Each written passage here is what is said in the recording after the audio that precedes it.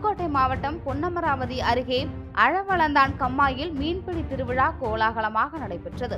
விவசாய பாசன கண்மாய்களில் நெல் அறுவடைக்கு பின்னர் கோடை காலத்தில் பாசன கண்மாய்களில் நீர்வற்று தொடங்கும். அப்போது மீண்டும் அதேபோல் விவசாயம் நடைபெற வேண்டும் என மீன்பிடி திருவிழா நடத்துவது வழக்கமாக உள்ளது. அதேபோல் இந்த ஆண்டுக்கான மீன்பிடி திருவிழா நேற்று நடைபெற்றது. இதில் மீன்களை பிடிக்க மீன்பிடி வீரர்கள் ஆர்வமாக களமிறங்கினர்.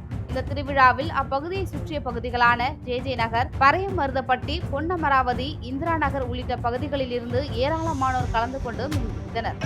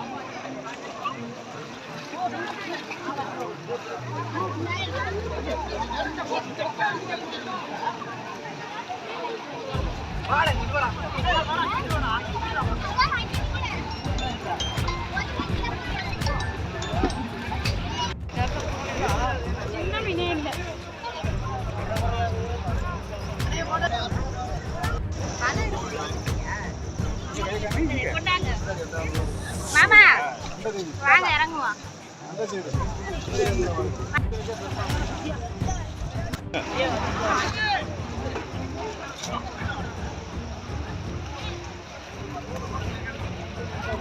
ஓகே.